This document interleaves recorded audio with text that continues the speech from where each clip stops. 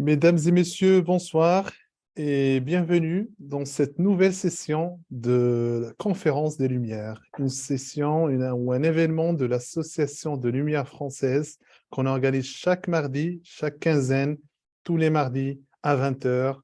Et ça sera l'occasion d'échanger avec tous les membres de l'Association de Lumière française et de présenter un sujet de l'actualité qui va nous permettre évidemment de mieux connaître ce qui se passe dans le monde et aussi de mieux cerner les compétences, que ce soit compétences culturelles, scientifiques et de développement personnel, bien évidemment.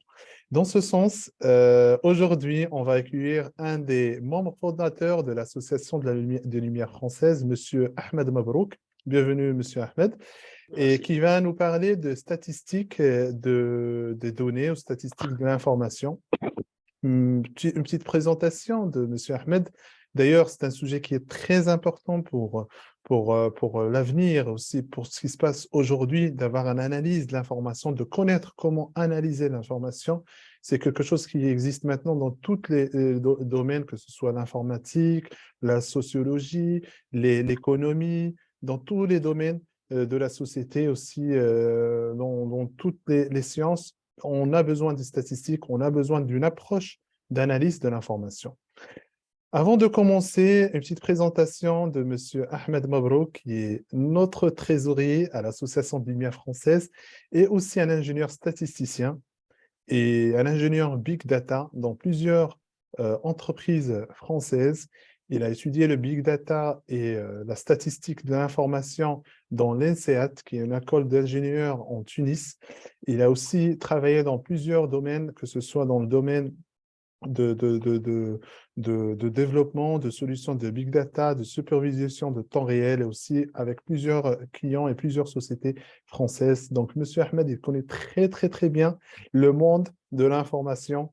Et d'ailleurs, on est passé de l'âge de l'information à l'âge de la connaissance, de l'intelligence pour traiter intelligemment l'information aujourd'hui. Donc, M. Ahmed Mabrouk, bienvenue avec nous pour ce soir. D'ailleurs, on va essayer d'apprendre avec toi ce sujet-là qui est très important et d'essayer d'appréhender comment les statistiques d'information, aussi d'appréhender des exemples que vous allez nous donner certainement tout au long de cette formation ou cette présentation. Au nom de tous les membres de l'Association de Lumière française, on tient à vous remercier d'ores et déjà. Et je vous donne la parole pour que tu nous illumines à travers ces lumières, qui est les lumières des lumières françaises de l'information. Je vous en prie, je vous donne la parole. Merci Anwar pour cette introduction. Bienvenue dans cette nouvelle présentation de Lumière française intitulée La statistique et l'analyse de l'information. Je partage la présentation.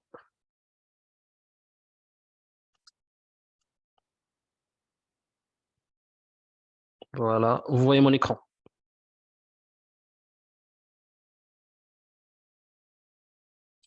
Oui, on voit l'écran. Ok, parfait. Voilà, en fait, la présentation aujourd'hui, en fait, sera sur la statistique et l'analyse de l'information. Donc, les grands titres de cette présentation. On va commencer par une introduction sur la statistique. Après, on va voir les étapes d'études statistiques. Après, en fait, on va voir les deux techniques utilisées en statistique, les techniques descriptives et les techniques prédictives. Donc, je commence par une introduction sur la statistique. Donc, la statistique, c'est une méthode ou un ensemble de techniques scientifiques utilisées pour analyser des informations collectées sur un phénomène spécifique. Donc, un phénomène, par exemple, sur tous les domaines d'entreprise, biologie, qu'on appelle biostatistique, politique, économique, etc. Et du coup, c'est pour l'objectif de décrire et comprendre les données et obtenir des explications afin de prendre des décisions et prédire des indicateurs sur les phénomènes observés. Voilà. Donc, je passe aux étapes utilisées pour les études statistiques. On commence par la collecte. Voilà, donc il y a presque 8 étapes. On commence par la collecte des données. à partir des observations effectuées sur l'échantillon qu'on appelle en fait ou la population concernée, concernant un caractère spécifique, les résultats constituent une série de données statistiques. Une fois les données sont collectées, doivent être traitées.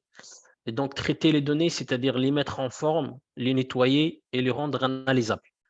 Après l'étape des traitements des données, on stocke les données dans des bases de données.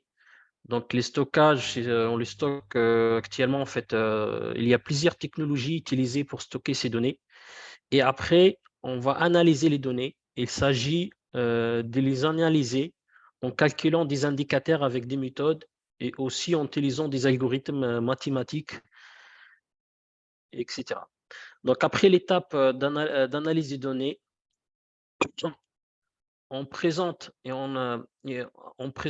y a l'étape de restitution des données où on va présenter et on va faire l'interprétation des résultats et enfin la prise de décision à partir de cette interprétation.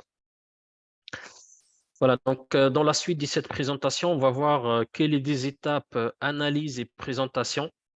Et on verra en fait des exemples. On ne va pas entrer dans les détails des outils utilisés et des méthodes et des algorithmes, mais on va voir juste quelques exemples sur l'interprétation des résultats et la présentation et les méthodes d'analyse des données. Voilà. Donc en fait, il y a deux grandes techniques utilisées en statistique qu'on appelle les techniques descriptives et les techniques prédictives. Les techniques descriptives permettent de décrire les données. Permet en fait d'extraire des informations cachées par les volumes de données. Donc, et après, les techniques prédictives permettent de prédire des nouvelles informations à partir des informations présentes. Et permet aussi de donner des explications sur des indicateurs spécifiques des données et aussi permet d'anticiper des événements futurs. Donc, on va voir en détail quelques techniques, des techniques descriptives après les techniques prédictives. Donc, les techniques descriptives, là, j'ai listé quelques indicateurs à utiliser. Les premiers, c'est l'indicateur les modes. Mode, c'est la valeur la plus fréquente dans la donnée. Après la médiane, c'est un nombre qui divise en des parties la donnée. Après la moyenne, et après la variance qui permet de déterminer les écarts entre les observations en calculant les écarts entre chaque observation et la moyenne sur toutes les observations. Et après, il y a d'autres aussi techniques comme la classification. Je prends un exemple. Donc, sur un groupe de 10 personnes qui ont d'argent sur eux, des personnes qui ont 5 euros, 4 personnes qui ont 10 euros, des personnes qui ont 15 euros, une personne qui a 20 et une personne qui a 500 euros. Donc, le mode ici est égal à 10 euros. L'intérêt ici est de connaître la valeur la plus fréquente. Donc, la plupart des personnes ont 10. La médiane est égale à 10. Donc, la moitié de l'échantillon a 10 euros au plus et l'autre moitié a 10 euros au moins. Donc, si le prix d'un produit, par exemple, sur cet échantillon est supérieur à 10 euros, la moitié de l'échantillon ne pourra pas l'acheter. Après, la moyenne est égale à 60. Et si, donc, en fait, c'est intéressant de comparer la moyenne avec la médiane. On ne peut pas dire que la somme moyenne est de 60, c'est-à-dire on ne peut pas fixer les prix des produits à 60 euros. Sinon, il n'y aura qu'une seule personne qui l'achète. Et donc, cette différence est due à la distribution de la population. Observé avec un individu présent très lourd, c'est la personne qui a 500 euros. Et donc, et ça, c'est expliqué par la variance qui est égale à 146 euros ici. Et donc, on dit que la moyenne est de 60 avec un écart moyenne en plus ou en moins de 146. Et donc, si on supprime l'observation des 500 euros, donc on va obtenir un résultat plus cohérent avec la moyenne des 11 euros, avec un écart et un écart des 4,5 seulement. Donc, ça, c'est un exemple. On va voir un exemple réel sur comment, par exemple, comprendre la distribution du salaire en France. J'ai mis donc cette graphique qui explique la répartition des salaires en France en 2022. Donc, la moyenne ici, elle est de 1 500 € net, mais la médiane, donc en fait, la valeur de la moyenne tout seul, il n'est pas suffisant, mais il faut qu'on regarde aussi d'autres indicateurs comme les médianes et comme la variance. Donc, la médiane ici à 10 000 € net mensuel, c'est-à-dire inférieur à 20% à la moyenne. Donc, c'est-à-dire il y a une plus forte concentration des salaires à gauche des moyennes, c'est-à-dire presque moins 50% des salariés français gagnent moins de 10 500 €, soit 20% moins des moyennes. Voilà. Après, en fait, donc, on peut voir aussi un autre exemple. Les indicateurs des statistiques descriptives peuvent être calculés au cours du temps sur la dimension temporaire. On appelle série temporelle. Comme par exemple calculer la moyenne des températures au cours des années pour comprendre les phénomènes des changements climatiques. Donc voilà, cette courbe donc affiche en fait la moyenne des températures depuis 1850. Donc sur cette courbe, l'interprétation, on peut dire en fait que l'écart par rapport à la moyenne entre 1850 jusqu'à 1900, qu'on appelle la période pré-industrielle, est très faible. Et à partir de l'année 1930, devient légèrement positif. Et c'est jusqu'à 1980. Après, il y a une croissance continue des températures à partir de 1980. Et presque les 5 dernières années sont les années les plus chaudes depuis 1850. Donc ça donne une idée en fait sur les problèmes actuellement des changements climatiques. Voilà, après aussi j'ai mis un autre graphique sur le nombre de tremblements de terre. Donc on remarque ici une augmentation aussi sur les dernières années depuis l'année 2000. Donc ici on affiche en fait la moyenne aussi le nombre de tremblements de terre par an, donc depuis l'année 1931. Donc on remarque ici il y a une augmentation sur les dernières années. Voilà, donc après je passe à un autre exemple qui montre l'importance des statistiques pour analyser les impacts et pour analyser les phénomènes. Donc, dans cet exemple, on voit l'impact de la vaccination du Covid-19. On peut analyser l'impact des vaccinations. Donc, par exemple, ici, on voit en fait que cette graphique présente le nombre des cas par jour, le nombre de nouveaux cas qui sont vaccinés ou non vaccinés. Donc, en comparant le nombre de nouveaux cas ici, on voit par exemple que les non vaccinés est cohérent au nombre des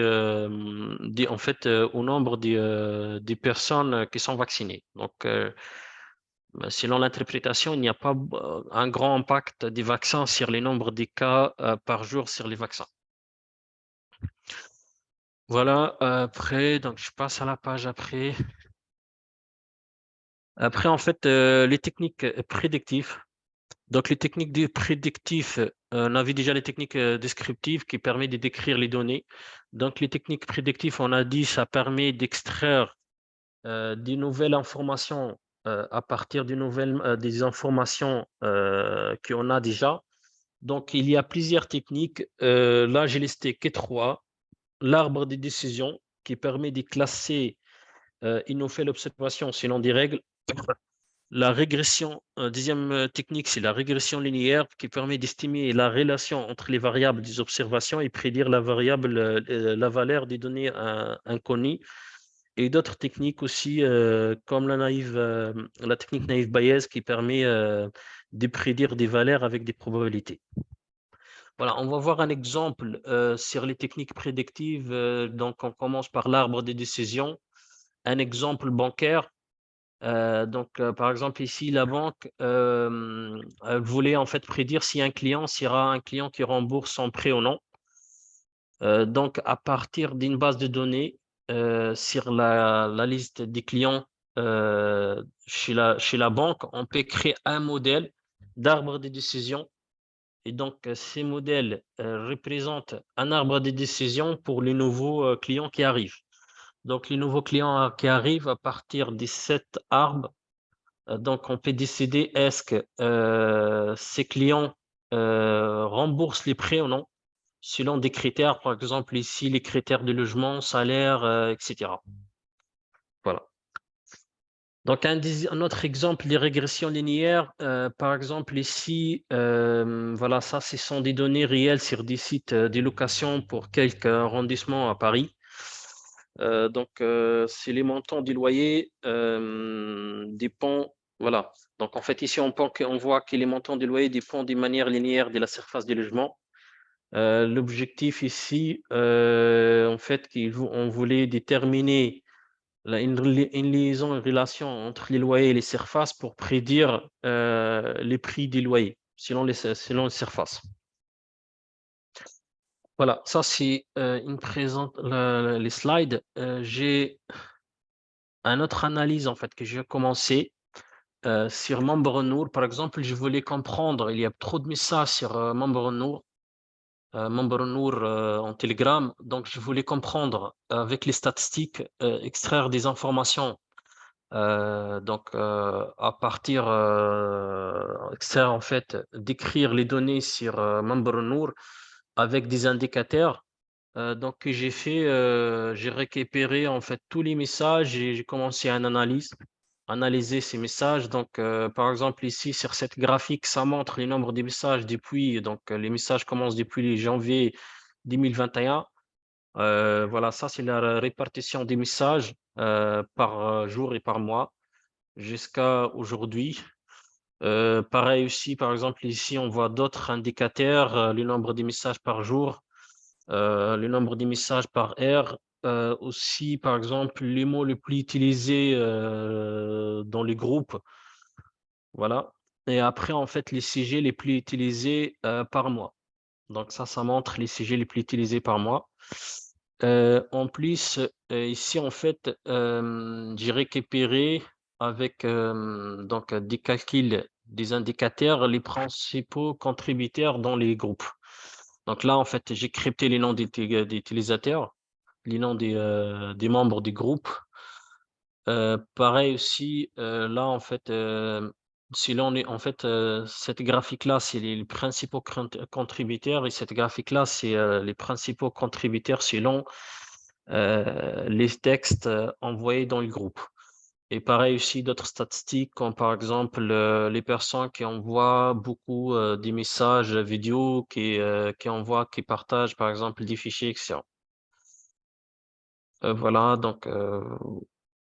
cette analyse est toujours en cours. Je ne l'ai pas terminée encore donc on peut continuer à analyser et extraire d'autres informations. Voilà, j'ai terminé. Si vous avez des questions. Merci beaucoup, Ahmed, pour cette magnifique présentation.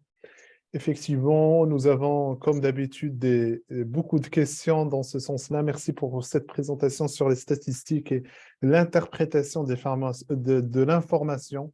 Comme j'ai dit au début, on est dans un monde où l'intelligence prône, on est dans un monde où la connaissance prône, mais au-dessous de l'intelligence, au-dessous de l'information, au-dessous de la connaissance, il y a le monde de l'information.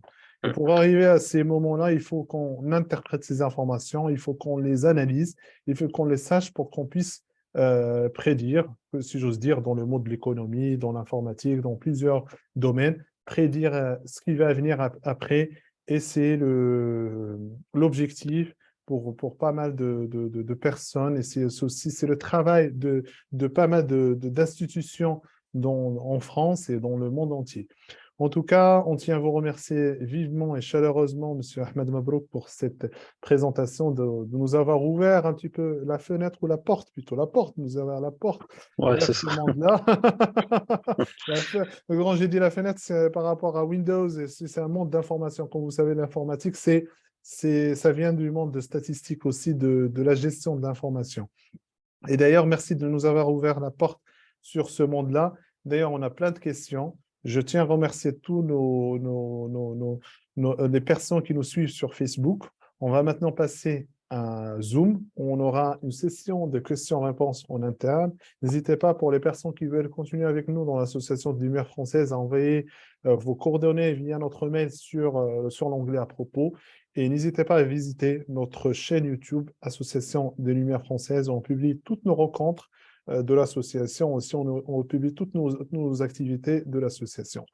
En tout cas, on tient à vous remercier tous chaleureusement pour votre suivi et je vous donne rendez-vous pour la prochaine session de conférence de lumière. Ça va être un sujet qu'on va l'annoncer au fur et à mesure et ça va être chaque quinzaine, chaque mardi, la quinzaine de mardi, sur Facebook, sur notre page Facebook et aussi sur Zoom. Merci, à très bientôt. Merci Sidi Ahmed. Maintenant, on passe à...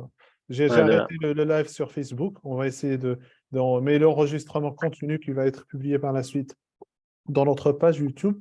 On va passer à la session des questions-réponses. Je pense que c'est un sujet très, très intéressant, certes technique, mais technique qui va nous permettre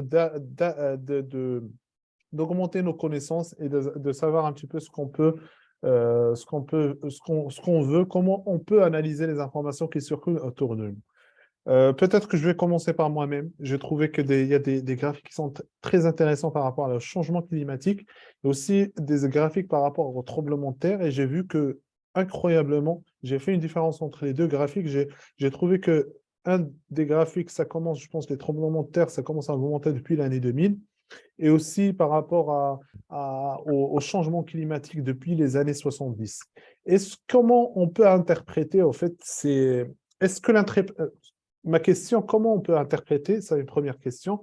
Une deuxième question, est-ce que l'interprétation personnelle de chaque graphique, est-ce qu'elle est juste ou on doit ajouter d'autres paramètres pour bien interpréter ces graphiques? Car comme vous savez, on voit toujours des graphiques autour de nous, à la télé. Et d'ailleurs, vous nous avez déjà présenté la différence entre le mode, médiane et moyen. Ça, je ne savais pas avant. C'est la première fois que je connaissais ces notions-là.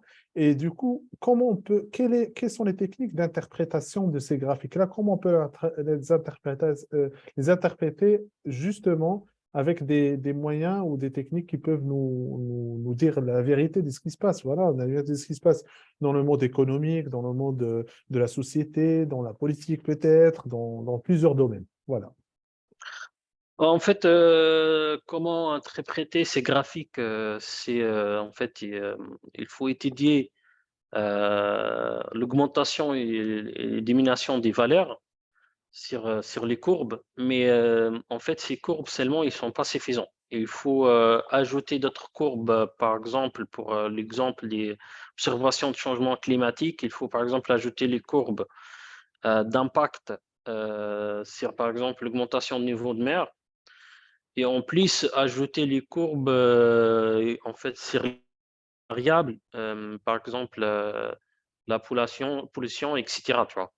Donc, c'est d'ajouter les variables explicatives. Donc, que j'ai affiché, c'est la variable expliquée, c'est la variable température. Mais il faut aussi ajouter d'autres variables explicatives pour trouver la corrélation entre cette variable, ces courbes-là et les autres variables qui expliquent bien cette courbe. Voilà. Je ne sais pas si je l'ai répondu à ta question, Si, vous avez mais très, très bien répondu par rapport aux variables qui circulent au niveau des graphiques. Il faut ajouter à chaque fois, à chaque fois qu'on ajoute une variable, à chaque fois qu'on a réussi à arriver à une interprétation juste du graphique en question. ouais. Merci beaucoup, Sidi Ahmed. Je ne sais pas pour les personnes qui sont avec nous, voilà, la session de questions-réponses, elle est ouverte. Monsieur Bassim Belkhiria, si vous avez une question, n'hésitez pas à... Bonjour. Je Bonjour. tiens à remercier avant tout Monsieur Ahmed Mabrouk pour cette excellente présentation. Effectivement, j'ai une question. Je vous remercie, Monsieur Anwar. Est-ce qu'on est vraiment dépendant déjà des datas, ça veut dire des informations, pour pouvoir analyser, ou bien on peut prédire, ça veut dire on peut dire aujourd'hui, certes, on a par exemple un taux d'inflation qui excède les taux d'intérêt, comment sera l'évolution dans l'avenir, c'est-à-dire en N plus 1, plus 2, plus 3, à savoir, autrement dit, en 2024, 2025, 2026, comment peut-on calculer et travailler sur ces prédictions? Déjà, parce qu'il y en a, en fait, j'ai remarqué à travers des courbes, il y en a qui font des analyses et ils présentent des courbes en disant comme quoi la tendance en 2024, 2025, 2026 sera la suivante. Comment ils font et est-ce que c'est fiable ou pas? Oui, en fait, toujours, en fait, la première étape dans les analyses prédictives et descriptives, c'est de collecter, récupérer des données. C'est-à-dire en fait, toutes les analyses est basées sur les données collectées, sur l'historique déjà collecté, sur en fait l'analyse des comportements historiques. Donc, on commence par la collecte des données après l'analyse des données existantes et à partir en fait de ces données existantes, on crée des modèles. Donc, il y a l'étape de choisir des modèles, quel modèle exactement. Il y a plusieurs modèles en machine learning comme l'arbre de décision, régression linéaire. Il y a d'autres méthodes. Et à partir en fait, en fait, de ces modèles-là, il faut chercher les variables explicatives des phénomènes spécifiques. Par exemple, pour les taux d'intérêt, il faut en fait qu'on trouve la liste des variables qui explique bien les taux d'intérêt. Par exemple, ça dépend de l'économie, ça dépend des variables qui sont dans la politique aussi. Voilà. Donc en fait en fait la première étape, en fait la première réponse à ta question aussi, est-ce il faut les donner ou non, ça c'est oui. Il faut toujours la donner pour prédire. Il faut analyser l'historique et passer pour prédire le futur. Et donc et du coup en fait surtout trouver les variables explicatives concernées pour étudier ces phénomènes. Merci. Merci pour la réponse, c'était clair. Merci, Sinan. Merci. Merci, Monsieur Bassim, merci, Monsieur Ahmed, pour la réponse. C'était vraiment des réponses. Je ne sais pas s'il y a d'autres personnes qui veulent nous éclaircir ou qui veulent vraiment nous donner des questions sur ce sujet-là. C'est vrai que j'ai entendu, moi, Monsieur Ahmed, deux mots qui, à chaque fois, ça me vient à l'esprit. Je ne sais pas si ça appartient au même contexte quand il y a la prédiction, la prospection ou la perspective. Je ne sais pas, est-ce que ça se rapproche les deux dans le monde des statistiques ou ce sont deux mots différents qui peuvent, c'est deux choses différentes, alors que tous les deux ont prédit quelque chose dans l'avenir. Oui, ouais, en fait, la différence entre prédiction et l'autre, c'est quoi? C'est prospection. La prospection, oui. Ouais, prospection, en fait, la prédiction, c'est un ensemble de techniques qui permet de prédire de nouvelles informations en utilisant des modèles. Et l'autre, en fait, c'est à partir de cette prédiction, on cherche à anticiper des événements futurs et les actions à faire. D'accord. C'est l'anticipation et les actions, en fait, c'est côté décision, c'est-à-dire quelle action à faire selon les actions, selon en fait les prédictions créées par les modèles des prédictions. Désolé, j'ai dit la prospection, je voulais dire perspective. Pardon. Perspective, ouais. Non, la C'est perspective, oui, effectivement. ouais, c'est la statistique perspective. La statistique perspective, c'est comment anticiper des événements futurs. D'accord. C'est la même chose un petit peu, c'est une technique, comment dire, pour représenter représenter l'espace, représenter l'avenir par rapport à la prédiction, par exemple. Prédiction, ça repose pas sur des données, sur des analyses. Plutôt la perspective, c'est plus scientifique, c'est ça? Oui, c'est ça, exactement. D'accord. En tout cas, merci beaucoup, Ahmed, pour toutes ces réponses. Je ne sais pas si d'autres membres de l'Association de Lumière française, avez-vous d'autres questions par rapport à ce... Ce serait bien que tout le monde ait aussi une vision sur ce volet-là. Je donne peut-être la parole à Monsieur Samy, si vous êtes avec nous. Oui, bonsoir. Moi, juste, c'est un remerciement pour M. Ahmed Mabrouk pour cette présentation et cette présence parmi nous. Et voilà. Et je remercie tous, tous M. Anwar, M. Bessan, M. Meher, tout le monde, Dr. Rabia, Sidi Rabia, et Sidi Abou Ami. Merci beaucoup et à très bientôt. Merci beaucoup. Merci beaucoup, Samy. Merci pour votre remerciement. Et peut-être aussi, je donne la parole à un autre membre de l'association de Lumière française, de Lumière française de la ville de Marseille, Monsieur Maher Ben Ahmed, qui est avec nous aussi, qui nous illumine par rapport à ses paroles. Je vous donne la parole, Monsieur Bonsoir Maher. tout le monde. Je vous remercie, M. Anwar. Je vous remercie, M. Ahmed Mabrouk. C'était clair. Voilà. Il a bien expliqué. Et c'était clair, quoi. Il n'y a pas d'autres questions. Merci pour M. Ahmed pour sa présentation. Et espérons que les prochains événements. Merci. Merci à vous. Merci beaucoup. Merci à tous les membres de l'Association de Lumière française de votre présence avec nous aujourd'hui dans cette 6e conférence sur les statistiques et l'analyse de l'information.